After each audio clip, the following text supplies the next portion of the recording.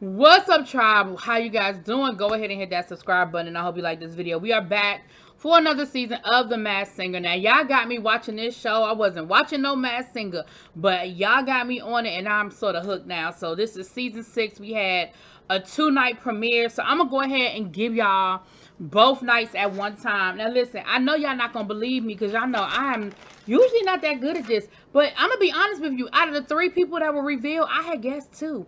I know y'all not gonna believe me, but y'all know I wouldn't lie. I wouldn't make it up. Y'all know I would tell y'all if I didn't know who these people were. So let's get started. First person up was the skunk. Okay, now some of the clues we saw about the skunk was Korea, took time off for family time, a diva. Listen, as soon as she opened her mouth, I was like, that's Faith Evans. Now y'all know how I am when I get my mindset that a person is a person. Okay, so I'm gonna just go through episode 1 and then I'm gonna go through episode 2. So all right, so that was my first guess. She sang Diamonds by Sam Smith, and I actually like that song. I'm gonna have to go check that out. The second person that went up was Octopus. Some of the clues. Now, first of all, as soon as I saw Octopus, I was like, he a basketball player. And I said, so that was my first guess for me. He was so damn tall. I said, he's got to be a basketball player. Smiling a lot. People thought he wasn't that serious. He was destined for greatness at a young ages. He liked the number 8.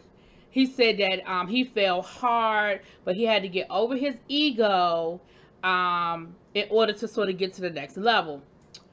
And my guess, he sang Tutti Frutti by Lil Richard. My guess was Dwight Howard. Now, I must admit, I didn't immediately come up with Dwight Howard, but when he said people thought he never took anything seriously, and he always was a jokester, I was thinking, who in the NBA was always like smiling? People never thought he was serious, took anything seriously, and he was one of the names I came up with, right? Then Dr. Ken said him too, and I was like, because Dr. Ken be guessing them basketball players. Dr. Ken is actually pretty good. He jokes a lot and he makes everything a joke. But if y'all pay attention, Dr. Ken is actually right a lot. He's right second to Jenny. He almost won the Golden Ear this last season. Y'all better watch him. Okay. Then we had the Pufferfish. Excuse me. She said something about always having to defend myself. We saw science experiments. We saw a boomerang, a guitar. She said something about her voice always having, and her voice has sort of a scratchy tone to it. Now she's saying Say So by Doja Cat. Now, I didn't know who she was the first time. I'm not even gonna lie. I had no clue. It was the second one, and I'll get to that in a second. It was the second one. Nick knew who she was immediately and was like, oh my goodness, I know exactly who she is. And then something else he said the second time she sang was, she's doing a good job of disguising her voice, which solidified it for me. But we're going to get to her in a second. We'll get to her next.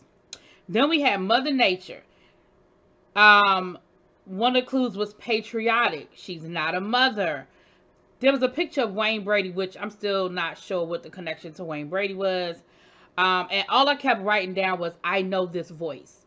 I couldn't place it, but I knew the voice. I said, I know who this is. I could not place it. She's saying I'm Coming Out by Diana Ross. Now, my guesses for her were Jennifer Lewis or Tracy Ellis Ross. But I was like, I know the voice. Now, I know that Jennifer Lewis is a better singer than this person. But y'all know they do stuff to throw their voices and stuff like that. So then we had the Bull. The Bull came from a small town. His own boss, and then Hollywood came calling. He traveled the world, something about being a filmmaker. And let me tell you something. He sang Drops of Jupiter by Train. That is actually one of my favorite songs. I absolutely love that song. But when I tell you that he was a performer from the word go, he came out and he controlled that stage. It was clear that this was someone who had done music. Like, this isn't, oh, I like music and I can sing a little bit. No. Now, my guess is somebody that we guess every season, and I almost hate to even say his name because I'm like, we always guess this person. And no, I'm not talking about Jamie Foxx, but I am talking about Todrick Hall. Now, I feel like I have guessed Todrick Hall's name 20 times. But I think it's Todrick Hall. Anyway. So, and the next we had, oh, no. So that was it.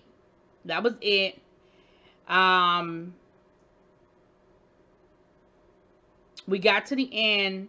We had to see who had the least amount of votes. The least amount of votes was Octopus, and that ended up being Dwight Howard. So I was right, okay? And again, y'all know I wouldn't lie. I tell y'all I didn't know who it was. I was right about Dwight Howard. Then we had a second reveal, which was Mother Nature. Now, they didn't show us who that was until the beginning of the second night. But since we're doing them both at the same time, I'm going to go ahead and tell you who it was. It was Vivica A. Fox. Now, I didn't catch it, but I knew the voice. I still don't know what Wayne Brady. Y'all tell me in the comments what her connection to Wayne Brady is. Did she do a movie with him? Something that it's not coming to my brain right now. You know, Wayne Brady was in a lot of shit. Okay. All right. So that is part one. Now, part two, we got a couple of things going on in part two. Part two, we got 2 wild cards. And we also have the take it off button, where if somebody feels like they absolutely positively know who the person is, then they can hit the button, and if they get it right, then they'll be rewarded by like double the points for the Golden Ear Award. But if they don't, then there's a huge penalty to them. So we're going to see how that comes into play. Nobody used it on this episode. I don't know if they can't use it till a certain point or what, but there's that. The first wild card was a hamster. Now, whoever Hamster is, they are a comedian, because all they did was clown the whole time they was on stage. They sang Pretty Woman by Roy Orbison. Said something about working on a lot of projects, arenas. I ain't really had no good guesses, but the judges said Jack Black or Bill Murray. I could go with either one of those people. I think Bill Murray might be a little older, but Jack Black, we definitely know, could move around. So I don't think that's either one of them, but that's my guess for now until I get more clues. Okay. The skunk sang a second time. Let me tell you something. The skunk sang A Man's World by James Brown. Y'all, I think that may have been the best, if definitely in the top 3 performances in Masked Singer history. Now, I have not watched every season of The Masked Singer, so that's why I'm going to say one of the best. But since I've been watching it, I honestly cannot think of a performance, maybe one. And I'm trying to remember who it was now, but maybe one other performance moved me like, listen, that girl sang that thing. And I was like, yeah, that's faith. That's faith. Now, some other guesses that came to mind because I was like, Macy Gray.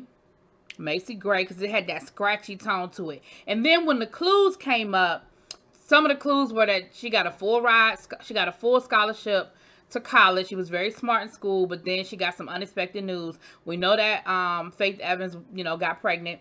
And I'd heard that before, that Faith Evans had a full scholarship to college. But we also know, who else had a full scholarship to college? Lauryn Hill. Actually, I take that back. I know Lauryn Hill got into Columbia. I don't know if she had a full scholarship or not. But let me tell you something. Only reason why, because one of the clues said something about miseducation. But here's the thing about Lauryn Hill that we know. Lauryn Hill wouldn't be on time for the damn show to record. She just missed her performance every time. But I there's no doubt in my mind that that's Faith Evans. And if I'm wrong, oh well. But Now, Pufferfish, she sang Everlasting by Dua Lipa, whatever. Y'all know that song. If you gotta wanna meet the perfect time. You want me. I need you, baby. Yeah, that song. That one. Here are the clues. She oftentimes got in trouble for being a skimpy dresser. But she ain't worried about, the people back at church would oftentimes have something to say. As soon as she said that, I wrote down Toni Braxton. Y'all want to see it on my notes? I wrote Toni Braxton. See? Toni Braxton. Wherever it is. I wrote Toni Braxton. I was like, that's Toni Braxton. And I'm going to tell you what it was. It wasn't when she was singing. It was when she did the rapping part. I said, that's Toni Braxton's voice. Because I said, that's Toni Braxton's voice. Now, she absolutely did a good job because she did not sing. Both of those songs that she sang were upper register songs that were not in that deep, husky, low alto voice that we know her so well for. I feel like Okay, I'm going to say too much. Okay, let me stop right there. But I was like, yeah, that's Toni Braxton. So the Bull saying That Hurts Most by Rascal Flatts, talking about heartbreak, his first crush, which really led to his first heartbreak. Now, I kind of came up with a secondary guess with this song. I said Cisco. But Todrick is still my first guess. But if Cisco, but he hit some upper register at the beginning of this song. Again, the performance was ridiculously good. I mean, ridiculously good. I said, you better do it, Bull. Better do it. He said he was in his own little world in high school, in his garage, doing shows that they were always sold out. There was like a Disney arena. So there was a lot in there. But I was like, Todrick. Then we had the second wild card, which was a Big Baby. He said something about that he's been in blockbuster films and he's been in music. He's a really tall, like the baby was pretty big too. Saying My First, My Last, My Everything by Barry White. I actually thought he was going to go home first because he wasn't that good. And I didn't find him that, I don't know, it was something real messy about the whole baby situation for me. It really sat. It ain't sit right. I don't know. It was something real messy about that whole baby situation. He said he's replaced Arnold Schwarzenegger. So I feel like it's going to be similar to the guy last season who was like a stunt double, but they ended up becoming an actor. I feel like it's somebody like that somewhere down the line, Arnold Schwarzenegger was supposed to star in the movie, and then they starred in the movie instead of him, or something like that. I don't know who it is though, but again, they could have went home as far as I was concerned. But the person that went home was Pufferfish. I said, and